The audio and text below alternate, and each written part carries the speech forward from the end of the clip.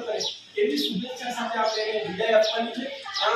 એટલે આજના વિદાય સમારંભની અંદર ખાસ કરીને આપણો આ પ્રસંગ છે ધોરણ 8 માટેના વિદ્યાર્થીઓ માટેનો છે. ત્યારથી હું આ શાળામાં ભણ્યો. પહેલા મને લાગ્યું હતું કે મને શાળાએ જતા બોર પડતું પહેલા, પણ હવે મને એમ થાય છે કે બોર કરતા મને શાળાએ મજા આવે છે. જ્યારે હું આ શાળા છોડીને જાઉં છું ત્યારે મને ખૂબ જ દુઃખ થાય છે, કારણ કે હું આ શાળામાં 8 વર્ષ ભણ્યો, રમ્યો અને ખૂબ જ મજા કરી, ઘણી પ્રવૃત્તિઓ કરી. મને આ શાળા છોડી દેવાનું મન નથી થતું. આ શાળાના બધા શિક્ષકોનો હું આભાર માનું છું, કેમ કે તેમણે મને શિક્ષણ આપ્યું. આ બધા શિક્ષકોને હું ક્યારેય નહીં ભૂલું. મારી આ શાળા મને ખૂબ જ યાદ રહી છે. ત્યારથી હું આ શાળામાં ભણ્યો હતો, કારણ કે હું આ શાળામાં 8 વર્ષ સુધી ભણ્યો અને ખૂબ મજા કરી, ઘણી પ્રવૃત્તિઓ કરી અને આ શાળામાં છોડી દેવાનું મન નથી થતું. આ શાળાના બધા શિક્ષકોનો આભાર માનું છું, કેમ કે તેમણે મને ખૂબ સારું શિક્ષણ આપ્યું. એટલે હું આ બધા શિક્ષકોને નહીં ભૂલીશ અને મારી શાળાને પણ નહીં ભૂલીશ. આ શાળા મને ખૂબ જ યાદ કરશે. અમારા ક્લાસના બધા જ બાળકો ખૂબ જ દુઃખી છે. આજે પોતાની શાળા પાછી લાગવા લાગી શાળા. આજે પહેલા ધોરણથી 8 ધોરણ સુધી જે અનુભવ કર્યો તે કહું છું. હું જ્યારે પહેલા ધોરણમાં ગયો હતો ત્યારે COVID-19 કરીને એક રોગ આવ્યો. આનાથી બધા જ બાળકો ખૂબ જ ભણતા બંધ થઈ ગયા હતા. બધી જ શાળાઓ બંધ થઈ ગઈ હતી. બધા જ બાળકોએ ભણવાનું છોડી દીધું, વાંચતા લખતા કંઈ ન હતા. અને મારા શિક્ષકોએ અમને સુધાર્યા, ટોપી અમે વાંચતા લખતા કર્યા અને શિસ્તમાં રહેતા કર્યા. અમારા અક્ષર જે અમે પોતે લખ્યા પછી વાંચી પણ શકતા ન હતા, ત્યારે અમારા શિક્ષકે એવું બદલાવ્યું. આજે અમારા ક્લાસના બધા જ બાળકો આજે પોતાની શાળા જ પાછી લાગવા લાગી છે. આજે પહેલા ધોરણથી 8 ધોરણ સુધી મેં જે પણ અનુભવ કર્યો એ હું કહું છું. હું જ્યારે આ વિસ્તારમાં પહેલા ધોરણમાં આવ્યો ત્યારે એવું લાગતું કે હું કોઈ અજાણી જગ્યાએ આવી ગયો, અને એ અજાણી જગ્યા ત્યારે જાણી અને એ મને ખબર નહીં પડતી. હું જ્યારે નિશાળે આવ્યો ત્યારે બધા મારી ઉંમરના બાળકો રડતા ઘણા દિવસો ચાલ્યા ગયા અને અમે બધા એકબીજા સાથે પણ શરૂઆતમાં મને એમ લાગતું જ્યારે શાળા કરતો મને ઘણી મજા આવતી, પણ જ્યારે મારા મિત્રો બન્યા ત્યારે એવું લાગવા મળ્યું કે ઘરે પાછો તો શાળાએ ત્યારે એવું લાગતું કે હું કોઈ અજાણી જગ્યાએ આવી ગયો, અને એ અજાણી જગ્યા ક્યારે જાણી અને મને ખબર ન પડી. હું જ્યારે નિશાળમાં આવ્યો ત્યારે બધા મારી ઉંમરના બાળકો હતા અને બધા હું 1 થી 8 ધોરણ ભણ્યો છું. હું આ શાળાનો આભાર માનું છું, દિવસે આભાર માનું છું. આ શાળામાં મેં ઘણા વિષયો અભ્યાસ કર્યો છે. હું 1 થી 8 ધોરણ મારા મિત્ર સાથે હું પસાર કરી છું. આ શાળામાં મેં રમકડું, અહીં ખાધું, અહીં પીધું અને અહીં જ મેં અભ્યાસ કર્યો. હું આ શાળામાં બધા જનો આભાર માનું છું. હું આ શાળા કદી ભૂલી શકીશ નહીં. હું બીજી શાળા ભલે જોઈ શકું, પણ આ શાળા હું ક્યારે ભૂલી શકીશ.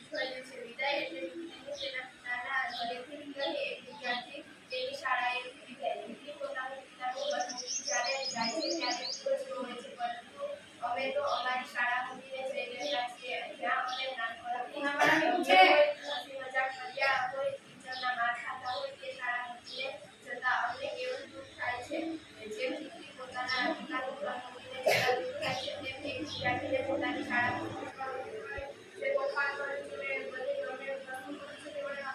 ક્યારેય નહીં ભૂલા. મારી શાળા હતી ત્યારે બોલું છું, રોગે સ્કૂલમાં જઈ તો મારી શાળામાં આવી ક્યારેય મારી શાળાના આજનો અનુભવ કહેવા માંગુ છું. વિદાય નામ જ દુઃખ થયું છે. અમારી શાળામાં અમને જે શિક્ષણ મળ્યું તેવું શિક્ષણ અમને પ્રાઇવેટ સ્કૂલમાં પણ ન મળે. 1 થી 8 ધોરણ એ બાળકની ભક્તિની પ્રથમ ક્રિયા છે. 8મું ધોરણ એ પ્રાથમિક શાળામાં જ છે. આજે અમારા 8મા ધોરણના વિદાયને દિવસે અમને એમ થઈ રહ્યું છે કે અમે શાળામાં એટલા ઝડપથી મોટા થઈ ગયા છીએ કે અમારું 6મું વર્ષ પણ પૂર્ણ થઈ ગયું. હું પહેલા ધોરણથી આ શાળામાં નથી આવી, પરંતુ હું જ્યારની આ શાળામાં આવી છું, આ શાળા મારા મનમાં બેસી ગઈ છે. અહીંયાનું શિક્ષણ એટલે આવું શિક્ષણ હું એટલી પણ શાળામાં ગઈ એવું શિક્ષણ અહીં એક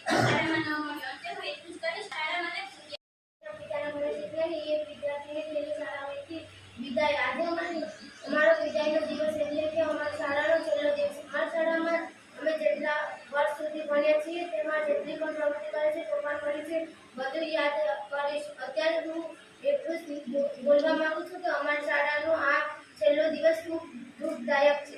વિદાય અને આઠમાના વર્ગ શિક્ષક એટલે વર્ગ શિક્ષકને તો બે શબ્દો કહેવા હું આવી જ્યારે જૂન 2024 10 જૂન અને મહેશભાઈને જવાનું હતું. મને મારો પહેલો દિવસ યાદ છે કે હું આવી ને તો વિરાજ છે ને આ બેન્ચ ઉપર આમ રાજા થઈને બેઠો હતો. એટલે મહેશભાઈએ બધાને સિંગલ બેસાડ્યા હતા. 10 જણા હતા. ખુશાલી ને જિજ્ઞાસા મારા આવ્યા પછી આવ્યા જુલાઈમાં જયાબેન આવ્યા પછી એની હારે. એટલે હું આવી એટલે બધે બહુ અવાજ કરતા હતા. તે દિવસે બરોબર પ્રવેશોત્સવ હતો. એટલે મને એમ થયું કે આટલો બધો અવાજ કરે તો કંઈક કામ આપી દઉં. એટલે મેં બીજું તો પહેલે દિવસે તો શું કામ આપવું એટલે મેં અનુલેખનનું કામ આપ્યું. એટલે વિરાજે શું કહે ખીચ ચડે આ બેન ક્યાંથી આવ્યા એ કે તો પહેલે દિવસે જ કામ આપી દીધું એમ. અને ઓલો પછી મહેશભાઈને જવાનું હતું એટલે મને જે યાદ છે એ વાત કરું છું તમને. મહેશભાઈને જવાનું તો અહીંયા બધા નાસ્તો કરતા હતા આઠવાળા છોકરા. ભાઈ છે ને એ બહુ રડતો. એટલે શિક્ષકની વિદાય હોય કે બાળકની વિદાય હોય બધાને દુઃખ થાય. એટલે એ રડતો હતો ને તો ભૌતિકે શું કીધું કે ગમે એ શિક્ષક આવે એટલે સેટ થઈ જવાનું. તું રડે હોય કે સાહેબ કે તો બેન તો આવી ગઈ કે આપણે આપણા વિષયના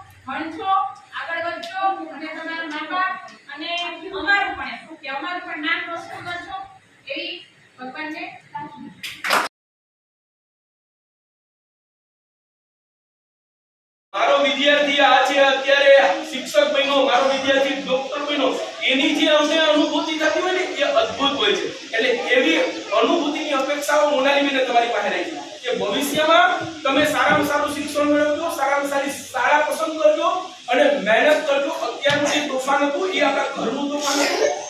આપણા ઘરની અંદર બાળકો તોફાન કરતા તો મા બાપ એને માફ કરી દેતા હોય, મા બાપ એને ભણતર કરતા હોય. પણ તમે હવેની જે સ્કૂલોમાં જાઓ ત્યારે મગજમાં એક જ રાખજો કે અમારે ભણવું છે, ભણીને અમારું નામ આગળ લઈ આવવું છે અને અમારે અમારા પરિવારને મદદરૂપ થવું છે. તમે જ્યારે મોટા તમારી જે અમને ગિફ્ટ છે ને એ તમે નોકરી કરશો ને ત્યારે તમારી મોટી અમારા માટે ગિફ્ટ કરશે. તમારો જે જન્મ થયો ને 2011માં ત્યારે હું આ શાળામાં આવ્યો. તમારો જન્મનો સાલ છે 2011 બાર વર્ષે તમારી બરાબર. ત્યારે હું 5/9/2011 દિવસે શિક્ષક દિનના દિવસે હું અને સોનમ છે બંને આ શાળામાં આવ્યા. એટલે તમારી રવેરખથી હું પરિચિત છું કે કોણ કેવા છે શું છે બરાબર. કારણ કે 8 વર્ષથી તમે મારી નજરની સામે આમ નાના મોટા થયો છો. એટલે બીજી શાળાઓની સરખામણીમાં આપણી શાળાનું શિક્ષણ જબરજસ્ત છે. કાલે ઉદાહરણ આપો કે કાલે મિત ને એના પપ્પા એને કાલાડા આલ્ફા સ્કૂલ છે એમાં એ ગયા હતા બરાબર. તો ત્યાં નામ આપ્યું જગ્યા પ્રાથમિક શાળા. તો એના સાહેબ સુધી મને ફોન આવ્યો કે તમારું બાળક અહીં આવ્યું છે. એટલે કહેવાનો મતલબ એવો છે કે આપણી આજુબાજુ છાપ બહુ બેસ્ટમાં બેસ્ટ છે અત્યારે બરાબર. બધી સ્કૂલોમાં એટલી જબરજસ્ત છાપ છે. એટલે આવી છાપ તમારે જાળવી રાખવાની છે. ક્યારે જાળવશું કે જ્યારે અમે જે કામ કીધું છે, કર્યું છે અને કરાવડાવ્યું છે એવું ને એવું કામ જાળવી રાખશો ને તો આવી છાપ રહેશે. તમારા આવનારા ભવિષ્યમાં પણ તમે ગમે તે જાશો તો આવું હજી પણ તમે જોવો છો તો આપણા આજુબાજુ જેટલી સ્કૂલો હોય ને 10માં રિઝલ્ટ લઈ લો, 12માં રિઝલ્ટ લઈ લો તો આપણી શાળાના જ બાળકો 1-3 હોય છે. છેલ્લા 5 વર્ષ રિઝલ્ટમાં જોઈ લો બરાબર. મોસ્ટ ઓફ ધી શાળા તમે ગોરખપટ્ટી શાળાનો લઈ લો, પછી અહીંયા બાજુમાં એકલવ્ય છે ત્યાં જો આ કોટણમાં કે કરાડા ત્યાં છે. આ બધી શાળામાં આપણા બાળક છે. કારણ એવું છે કે આપણે આટલી જબરદસ્ત મહેનત કરાવીએ છીએ.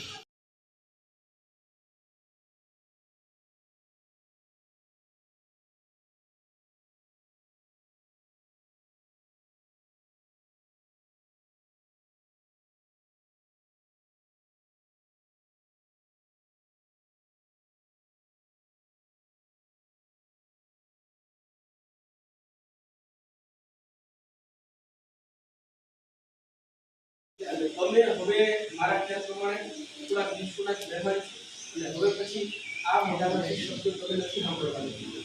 આ તમારો અધિકાર હવે અહીંયા પૂરો થવાનો છે. એટલે છેલ્લા શબ્દો છે એ શાંતિથી સાંભળો. જે કંઈ મગજમાં રાખવાનું છે એ રાખો. એટલે બાકીનું બધું બહાર કાઢો. વાત તમારા માટેની છે, આ લોકો માટેની નથી. વાત તમારા માટે. બરાબર? હવે વાત આપણે કરીએ છીએ. આપણે લાગે છે કે મેં મોનાલી બેનની વાત કરી, ઠાકોર સાહેબની વાત કરી, જયસિંહ સાહેબની વાત કરી, પણ હજી આપણા જે પાયાના પથ્થરો છે, આમ બિલ્ડિંગ ગમે એવું ચોરાતું હોય ને બિલ્ડિંગ, પણ પાયો મજબૂત હોય, પાયો મજબૂત, તો એના ઉપર તો ગમે એટલા માણસ 5, 10, 15, 20, 25 શિક્ષકો 3 છે, અને 3 શિક્ષકોમાંથી એક શિક્ષક ક્યાં છે? આચાર્ય. અડધા શિક્ષક છે, અડધું કામ. અને છતાંય 6 ધોરણ 5 ધોરણ સુધીનું કામ છે એ વ્યવસ્થિત આપણે બહેનોને કારણે શક્ય બને છે.